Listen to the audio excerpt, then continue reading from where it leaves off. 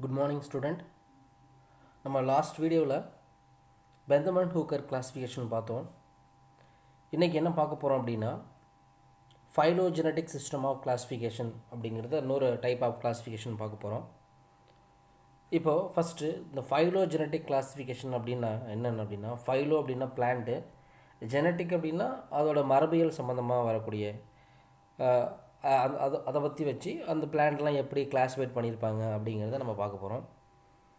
The publication of Origin of Species in 1859 யார் அதை publish பண்ணது அப்படின்னா உனக்கு எல்லாரும் தெரியும், சார்லஸ் டார்வின் அப்படிங்கிறவங்க என்ன பண்ணியிருக்காங்க, ஒரு புக்கை பப்ளிஷ் பண்ணுறாங்க. அந்த புக்கோட ஸ்டிமுலேஷன் மூலமாக உருவானது தான் என்ன அப்படின்னா இந்த ஃபைலோஜெனடிக் சிஸ்டம் ஆஃப் கிளாஸிஃபிகேஷன் அப்படிங்கிறது. அந்த புக்கோட ஸ்டிமுலேஷன் மூலமாக தான் உருவானுச்சு அப்படிங்கிறாங்க. ஸோ இதை யார் உருவாக்குனது அப்படின்னு பார்த்தோம் அப்படின்னா ஒரு ரெண்டு சயின்டிஸ்ட் பார்த்துக்குங்க. ஒருத்தர் நேம் வந்து பார்த்தீங்கன்னா அடால்ஃப் யங்க்லர் அப்படின்னு ஒருத்தர், இன்னொரு காரல் எப்ரெண்டர் அப்படின்னு ரெண்டு பேர் ஒரு சயின்டிஸ்ட் என்ன பண்ணுறாங்க, இதை உருவாக்குறாங்க. ஸோ இவங்களை பற்றி கொஞ்சம் பார்க்கலாம். So one of the earliest phylogenetic system of classification of entire plant kingdom was joint proposed by 2 German botanist. இவங்க ரெண்டு பேருமே ஜெர்மன் பாட்டனிஸ்ட் தான். இவங்க ரெண்டு பேர் சேர்ந்து என்ன பண்ணுறாங்க, ஆரம்ப காலத்தில் இந்த ஃபைலோஜெனடிக் கிளாஸிஃபிகேஷனை உருவாக்குறாங்க. சரியா? இவங்க என்ன பண்ணுறாங்க, இவங்க ரெண்டு பேரும் ஜெர்மன் ஒரு பாட்டனிஸ்ட்டு, இவங்க தான் உருவாக்குறாங்க. இவங்க ரெண்டு பேர் சேர்ந்து என்ன பண்ணுறாங்க, ஒரு புக்கு ஒன்று பப்ளிஷ் பண்ணுறாங்க. அந்த புக்கு பேர் என்ன அப்படின்னா டை நேச்சுரலியன் ஃபிளேசன் ஃபெமிலியன் அப்படிங்கிற ஒரு புக்கு. அந்த புக்கு எவ்வளோ வால்யூம் இருக்குன்னா 23 வால்யூம்ஸ் இருக்குது. ஸோ இதில் ஒரு 1 மார்க்காக அவனுக்கு கேட்கக்கூடிய கொஸ்டின்ஸ் இது. இந்த புக்கு பேர் என்ன, அந்த புக்கில் எவ்வளோ வால்யூம் இருக்குது, அது யார் அந்த புக்கை பப்ளிஷ் பண்ணது அப்படிங்கிறதெல்லாம் கேட்பாங்க. ஸோ ஒரு 1 மார்க் கொஷின்ஸ் நோட் பண்ணிக்கோங்க. இந்த system classification of plant kingdom was divided in 13 division. இந்த கிளாஸிஃபிகேஷனை ஒரு 13 டிவிஷனாக பிரிக்கிறாங்க. ஃபஸ்ட்டு 11 டிவிஷன் என்ன பண்ணுறாங்க அப்படின்னா தேலோஃபைட்ஸ் இருக்கும். 12வது டிவிஷன் இருக்குது பார்த்தியா, அது வந்து பார்த்தீங்கன்னா எம்ப்ரியோஃபைட்டா ஏ செஃபனோகேமா அப்படின்னு சொல்லுவாங்க. அதாவது இந்த எம்ப்ரியோஃபைட்டா ஏ செஃபனோகேமாங்கிறது என்ன அப்படின்னா பிளான்ட் இருக்கும், அந்த பிளான்ட்டில் எம்ப்ரியோ இருக்கும், பட் நோ போலன் டியூப். இந்த மாதிரி இருக்கக்கூடிய பிளான்ட் எல்லாத்தையும் இந்த 12th டிவிஷனில் வச்சுருக்காங்க. அதாவது பிரயோஃபைட் டெரிடோஃபைட் எல்லாமே இந்த 12th டிவிஷனில் தான் இருக்கும். 11th டிவிஷன் தேலோஃபைட்ஸ் இருக்கும். சரியா? அண்டு 13th டிவிஷன் 13வது டிவிஷனில் வந்து பார்த்தீங்கன்னா எம்ப்ரியோஃபைட்டா செஃபனோகேம், அங்கே ஏ செஃபனோகேம், இங்கே செஃபனோகேம். அதாவது இங்கே plant with embryo and pollen tube இருக்கக்கூடியது எல்லாமே அந்த சீலியர் பிளான்ட் எல்லாமே இப்படி தனித்தனியாக டிவைட் பண்ணி வச்சுருப்பாங்க. இது மாதிரி வச்சது தான் என்ன அப்படின்னா இந்த ஃபைலோஜெனடிக் கிளாஸிஃபிகேஷன் அப்படின்னு சொல்கிறது. சரியா? இதோட உனக்கு ஒரு அமைப்பு இங்கே கொடுத்துருப்பாங்க பாரு, ஷார்ட்டாக கொடுத்துருப்பாங்க, அதை பாருங்கள். எம்ப்ரியோஃபைட்டா அப்படின்னு கொடுத்து செஃபனோகேமா 2 டைப்பு, ஜிம்னோஸ்பம் ஆஞ்சியோஸ்பம். ஆஞ்சியோஸ்பம் ரெண்டாக பிரிக்கிறாங்க, மோனோகாட்டிலரனே டைகாட்டிலரனே. இந்த மோனோகாட்டிலரன் பார்த்தீங்கன்னா 11 ஆர்டர்ஸ் 45 ஃபேமிலிஸு. டைகாட்டில் வந்து பார்த்தீங்கன்னா 44 ஆர்டர்ஸ் இருக்கும். இங்கே ஃபேமிலி பார்த்துருப்பாங்க. அது எப்படி டிவைட் பண்ணியிருப்பாங்க டைகாட்டை பார்த்துக்கோ. ஏ பெட்டலஸ் சிம்பெட்டலஸ். ஏ பெட்டலஸ் அப்படின்னா பெட்டல்ஸ்லாம் பிரிஞ்சு தனித்தனியாக ஃப்ரீயாக இருக்கும். சிம்பெட்டலஸ்னால் ஃபியூஸாக இருக்கும். அதனால் ஏ பெட்டலஸை வந்து ஆர்ச்சிக்ளாமிடியே அப்படின்னு சொல்கிறதும், சிம்பெட்டலஸ் வந்து மெட்ராக்ளாமிடியே அப்படின்னு சொல்கிறதும் இருக்குது. சரி, ஏ பெட்டலஸ் அப்படின்னா இந்த குரலா பாலிபெட்டலஸ் நிறைய இருக்கும், தனித்தனியாக இருக்கும். பீரியாந்த் சிங்கிள் ஆர் டபுளாக இருக்கலாம். இங்கே வந்து 33 ஆர்டர்ஸு 201 ஃபேமிலிஸ் இங்கே ப்ரெசென்ட்டாக இருக்கும். சரியா? ஏ பெட்டலஸில். சிம்பெட்டலஸ் வந்து பார்த்தோம் அப்படின்னா அந்த கொரலா கேமோ பெட்டலஸ், கேமோனா ஃபியூஸாக இருக்கக்கூடியது. அங்கே இருக்கக்கூடிய பீரியாந்த் வந்து பார்த்தீங்கன்னா 2 ஹோல்ஸ், அது 2 அடுக்காக இருக்கக்கூடியது இருக்கும். அங்கே வந்து 11 ஆர்டர்ஸ் 57 ஃபேமிலிஸ் இங்கே ப்ரெசென்ட்டாக இருக்கும். இது எதுவுமே எல்லாம் என்ன அப்படின்னா ஃபைலோஜெனடிக் கிளாஸிஃபிகேஷன்ஸ், அதை பற்றி இவ்வளோ சொல்லிகிட்டு இருக்கோம். சரியா? அடுத்த ஒரு கிளாஸிஃபிகேஷன் பார்க்க போகிறோம். என்ன அப்படின்னா இந்த ஆத்தர் குரோன்கிஸ்ட் சிஸ்டம் ஆஃப் கிளாஸிஃபிகேஷன் அப்படிங்கிற ஒரு கிளாஸிஃபிகேஷன் பார்க்க போகிறோம். சரியா? இந்த கிளாஸிஃபிகேஷன் வந்து பார்த்தோம் அப்படின்னா இவர் தான், அவரை பற்றி சொல்கிறோம் பாருங்கள். ஒரு அமெரிக்கன் டாக்ஸானமிஸ்ட்டு. சரியா? இவர் வந்து ஃபைலோஜெனடிக் கிளாஸிஃபிகேஷனை ஃப்ளவரிங் பிளான்ட் ஃபுல்லமாக உருவாக்குறாரு. அவரை நீங்கள் பார்க்கலாம். இப்போது பார்த்துக்கோ, இவங்க தான் அது. The based on wide range of taxonomical characters including anatomical. நல்லா தெரிஞ்சுக்கோங்க, இவர் எந்த மாதிரி பேஸ் பண்ணி ஒரு கிளாஸிஃபிகேஷன் உருவாக்குறாரு அப்படின்னா கொஞ்சம் ரொம்ப பரிணாம முக்கியத்துவம் வாய்ந்த தாவரத்தெல்லாம் எடுக்கிறாங்க. அதில் இருக்கக்கூடிய கெமிக்கல் சப்ஸ்டன்ஸ், சரியா, ஃபைட்டோ கெமிக்கல், அப்புறம் வந்து அதில் உள்ள அமைப்பு, அனாட்டமியெல்லாம் உள்ள அமைப்பு, இதை பேஸ் பண்ணி என்ன பண்ணுறாரு அப்படின்னா, அவர் பேஸ் பண்ணி ஒரு classified உருவாக்குறாரு.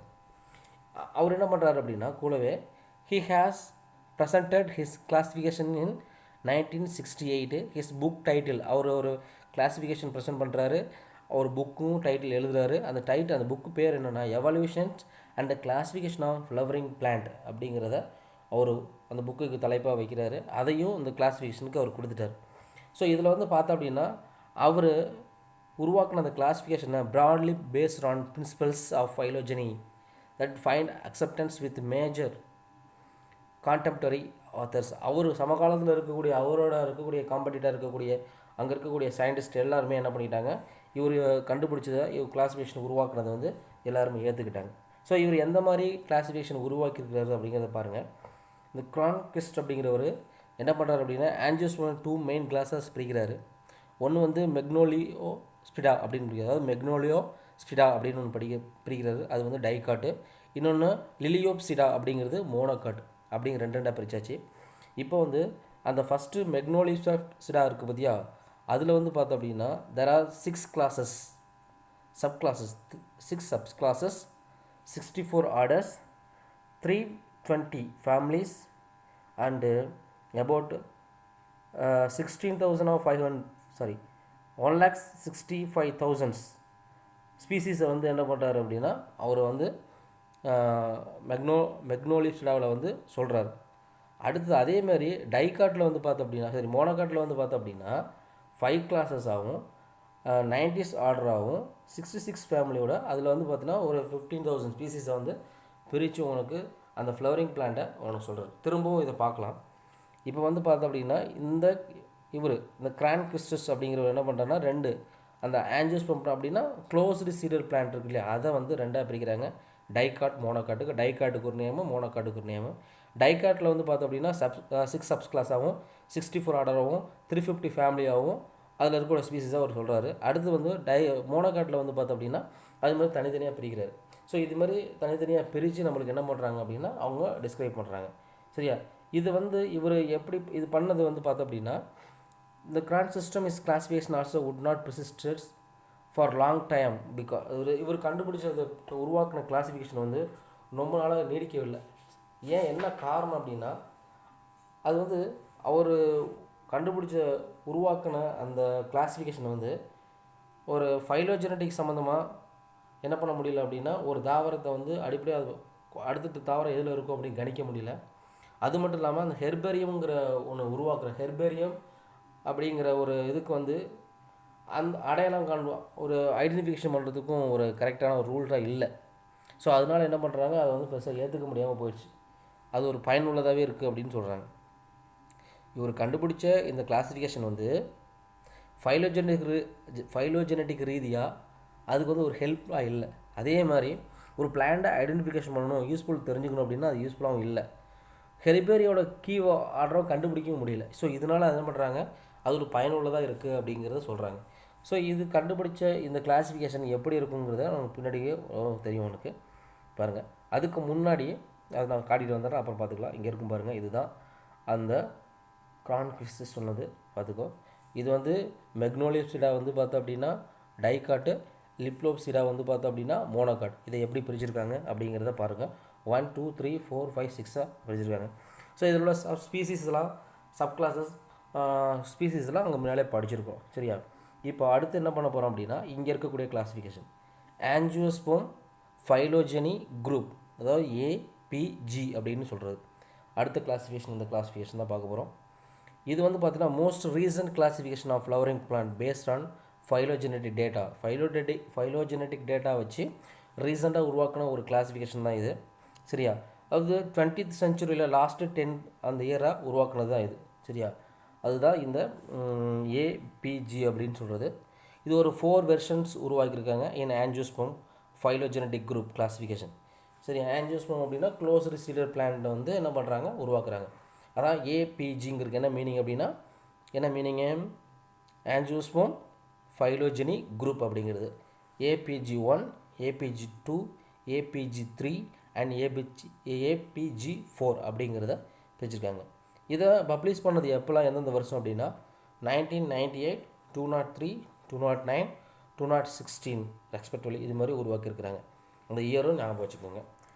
Each version சப்ளைன் previous version, அதாவது இப்போ வந்து 1998 உருவாக்குனதை விட 203 உருவாக்குனது, அதாவது 2003 உருவாக்குனது இருக்குது பற்றியா, அது வந்து இன்னமும் என்ன பண்ணுச்சுன்னா நல்லா அதாவது அதோட அப்ராடாக இருக்கக்கூடியது, அதோட இன்னும் கொஞ்சம் மெருகேற்றுன மாதிரியோ இன்னும் அட்வான்ஸ்டாக இருக்கிற மாதிரியோ உருவாக்குனது. ஒவ்வொரு வெர்ஷனுக்கும் ஒவ்வொன்றும் வந்து என்ன பண்ணுவோம், அதோட அப்டேட் அதிகமானதாக உருவாக்கியிருக்கிறாரு. அதுதான் என்ன அப்படின்னா மோனோஃபைலோஜெனிக் குரூப்பில் உள்ளது தான் இது. சரியா, இப்போ பார்க்கலாம் இது என்னென்ன பட்டு உருவாக்கியிருக்காங்கிறது பார்க்கலாம்.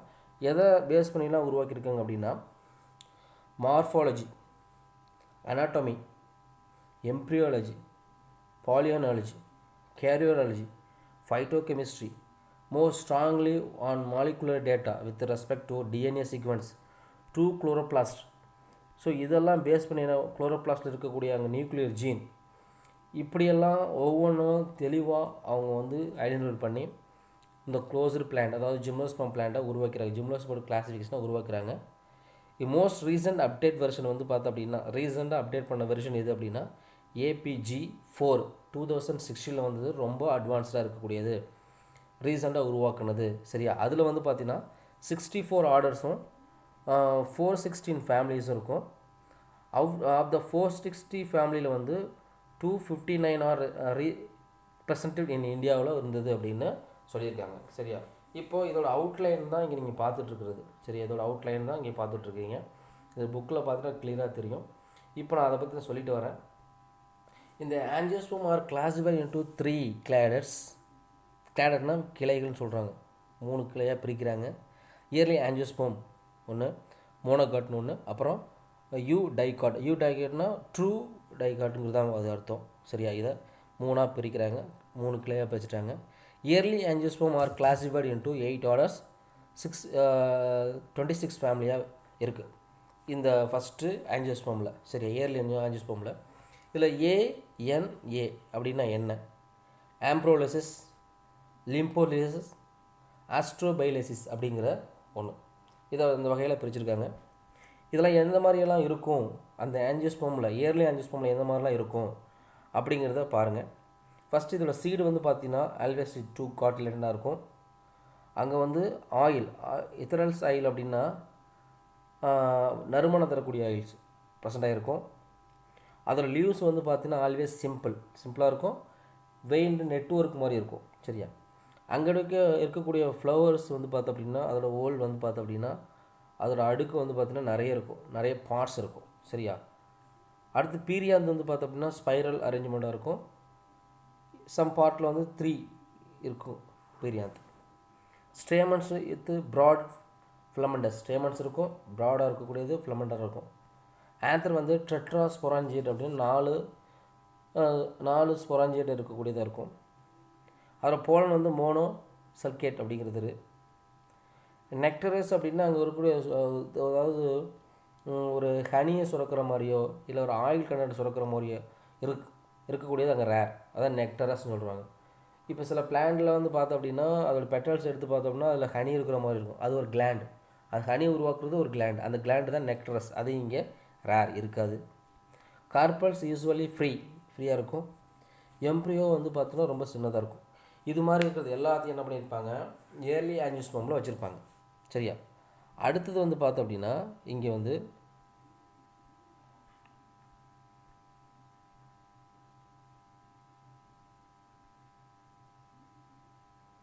சரிங்க, எப்படி சொல்லிட்டு இருக்கிற பார்த்துட்டே வாங்க. இதை பார்த்தாச்சு. அடுத்தது வந்து மோனோகாட்னா ரெண்டாவது இருக்கக்கூடியது. R classified into 11 orders, 77 families இங்கே இதில் இருக்கக்கூடியது. சரியா, இதோட கேரக்டர்ஸ்லாம் எப்படி இருக்கும் அப்படின்னா சீட்ஸ் வித்து சிங்கிள் காட்லேன்னு, மேலே வந்து டை காட்டை பார்த்தோம், இங்கே சிங்கிள் காட்னு இருக்கும். இங்கே ரூட் வந்து ஒரு ஷார்ட் லைவ்டு ப்ரைமரி ரூட்டாக இருக்கும். சரியா, அடுத்தது வந்து பார்த்திங்க அப்படின்னா இங்கே இருக்கக்கூடிய சிங்கிள் ப்ரோஃபைல்ஸ், அசாடியல் அப்படின்னா அடிப்பகுதின்னு அர்த்தம், அதோட ப்ரோஃபைல் சிங்கிளாக இருக்கும். இங்கே இருக்கக்கூடிய ஆயில் ரேர்லி ப்ரெசன்ட், இருக்கும். மோஸ்ட்லி ஹெர்பேசியஸ்னால் கொஞ்சம் கூட இருக்கிற மாதிரி இருக்கக்கூடியது இருக்கும். ஆப்சன்ஸ் ஆஃப் வாஸ்குலர் கேம்பியம் இங்கே ஆப்சன்ட் ஆகிருக்கும். Vascular cambium. Vascular bundles are scattered in the ஸ்டெம்மில் வந்து அந்த வாஸ்குலர் பண்டில் வந்து தெளிக்கப்பட்டிருக்கும். ஸ்கேட்டர்னு தெளிக்கும். வாஸ்குலர் பண்டில் அப்படின்னா சைலம் ப்ளோயம் வந்து பரவி இருக்கக்கூடியது. லீஃப் வந்து சிம்பிள் பேரலாக இருக்கும். அங்கே வந்து நெட்வொர்க் சொல்லியிருக்கோம். கம்பேர் பண்ணி படிச்சிங்கன்னா ரொம்ப யூஸ்ஃபுல்லாக இருக்கும், மறக்காது. ஃப்ளோரல் பார்ட்ஸ் யூஸ்வலி த்ரீஸ், அங்கே மெனியாக இருக்கும், சம்டைம் த்ரீன்னு சொன்னோம், இங்கே த்ரீ இருக்குது. பீரியட் கம்போஸ்ட் ஆஃப் டெப்பல்ஸ், அதாவது பீரியாந்துங்கிறது ரெண்டு சேர்ந்து இருக்கக்கூடியது, டெப்பல் சேர்ந்து இருக்கக்கூடியதாக இருக்கும். போலன் வந்து மோனோசல்கேட், அங்கே வந்து எப்படி பார்த்தோம், டையாங்கிறது பார்த்தோம். அடுத்து வந்து ஸ்டைல்ஸ் நார்மலி ஹேலோ, வந்து ஸ்டைல் வந்து பார்த்திங்கன்னா நார்மலாக கூடு இருந்த மாதிரி ஒரு ஹோல் இருந்த மாதிரி இருக்கும். இங்கேருந்து பார்த்தா அந்த பக்கம் தெரிகிற மாதிரி இருக்கும். அப்புறம் மைக்ரோஸ்பொராஞ்சியோஸ் இங்கே இருக்கக்கூடியதாக இருக்குது. லாஸ்ட்டாக பார்க்கக்கூடியது என்ன அப்படின்னா யூல் டைகாட் அப்படிங்கிறது. இது 45 ஆர்டர்ஸ், 313, 306, 313 ஃபேமிலிஸ் இங்கே ப்ரெசென்ட்டாக இருக்கக்கூடியதாக இருக்கும். இதோட கேரக்டர்ஸ்லாம் இந்த மாதிரி தான் இருக்கக்கூடியதாக இருக்கும். Seeds with always 2 cotyledon, nodes trilacunar with 3 leaf trace இருக்கக்கூடியதாக இருக்கும். வெயின் ஸ்டொமேட்டா வந்து இங்கே எப்படி இருக்குன்னா ஆனோமோனோசைட்ஸ்னு சொல்லுவாங்க, அது மாதிரி இருக்கும். Oil rarely present. வுட்டு வந்து வுட்டியாக இருக்கலாம், ஹெர்பேசியஸ் பிளான்ட்டில் இருக்கும், ஹெர்பேசியஸ் பிளான்ட்டாகவும் இருக்கலாம். Leave simple component usually network, மூணுமே எது வேணால் இருக்கலாம். ஃப்ளவர் மோஸ்ட்லி 2 or 4 or 5 இது மாதிரி இருக்கலாம். கொஞ்சம் அட்வான்ஸில் உள்ளதுன்னு வச்சுக்கிங்க. மைக்ரோஸ்பொராஞ்சியோசிஸ் ஸ்டிமுலேஷன் வேறு மாதிரி, ரெண்டு கலந்த மாதிரி, ரெண்டு அட்வான்ஸாக இருக்கிறது. இங்கே இருக்கக்கூடிய ஸ்டைல் நல்லா ஸ்ட்ராங்காக இருக்கும், சாலிடாக இருக்கக்கூடியது. போலன் வந்து ட்ரைகோப்லெட் அப்படிங்கிறது, அங்கே வந்து மோனோ படித்து இங்கே ட்ரைகோப்லெட் பார்த்துருக்கோம். ஸோ இது மாதிரியெல்லாம் இருக்கும். ஸோ இதை வச்சு என்ன பண்ணுறாங்க அப்படின்னா தனித்தனியாக அந்த வெர்ஷனை ஒரு வருஷத்துக்கு அடுத்த வருஷம் வெளிப்படுறது வந்து இன்னும் அட்வான்ஸாக இருக்கிறதா கொண்டு வந்திருக்காங்க. ஸோ இப்படி தான் இருக்கும். சரி, அதில் உள்ளது. இதில் வந்து பார்த்தோம் அப்படின்னா இதில் வந்து என்ன சொல்லியிருப்பாங்கன்னு வச்சுக்கிங்க, இங்கே உருவாக்குற இது இதெல்லாம் வந்து பார்த்தோம் அப்படின்னா நல்ல ஒரு பீரியடுக்கு அப்புறம் இன்னொரு பீரியட் உருவாக்குன மாதிரி இருக்கும். ஒரு டிசிப்ளின்ஸ் ஆஃப் பாட்டனி உருவாகும். கரண்ட் அப்டேஷன், கரண்ட்டில் எல்லோரும் ஏற்றுக்கிட்ட மாதிரி இருக்கும். சரியா? ஸோ இதுதான் இந்த தேர்ட் கிளாஸிஃபிகேஷன் ஏபிஜி அப்படிங்கிறது. ஸோ இந்த கிளாஸிஃபிகேஷன்ஸ்லாம் நீங்கள் தெளிவாக படிச்சுக்கிங்க. சரியா? ஸோ இதில் உள்ளதை நல்லா தெளிவாக படிச்சிட்டோம் அப்படின்னா உனக்கு இன்னும் புரிய ஆரம்பிச்சிடும். ஸோ இன்றைக்கி என்னென்ன பார்த்தோம் அப்படின்னா, ஃபஸ்ட்டு அங்கே இருக்கக்கூடிய அடால்ஃப் எங்லர், கார்ல் பிராண்டல் உருவாக்கின ஃபைலோஜெனடிக் கிளாஸிஃபிகேஷன் பார்த்தோம். அடுத்தது வந்து பார்த்திங்கன்னா அதோட அவுட்லைனிங் பார்த்துருக்குறோம். அடுத்தது வந்து பார்த்திங்கன்னா அந்த க்ரோன்ச் உருவாக்குனது, கிறிஸ்டின், அதாவது ஆத்தர் க்ரோன் சிஸ்டம் ஆஃப் கிளாஸிஃபிகேஷன் பார்த்தோம். அது எவ்வளோ ஃபேமிலிஸ் அப்படிங்கிறது ரெஃபர் பண்ணிங்க. லாஸ்ட்டாக ஏபிஜி கிளாஸிஃபிகேஷன் பார்த்தோம், ரொம்ப அட்வான்ஸ்டாக பார்த்தோம், ரீசெண்டாக உருவாக்குனதை பற்றி பார்த்தோம். ஸோ இதெல்லாம் உனக்கு ரொம்ப ரொம்ப இம்பார்ட்டன்டான ஒன்று கிளாஸிஃபிகேஷனில். இந்த கிளாஸிஃபிகேஷன் டைப்பு இதோட முடியுது. இன்னும் மாடர்ன் டாக்ஸானமிஸ், மாடர்ன் கிளாஸிஃபிகேஷன்ஸ் உனக்கு அடுத்த கிளாஸில் நீங்கள் பார்க்க போகிறீங்க. ஸோ இதை கிளியராக படிச்சுக்குங்க.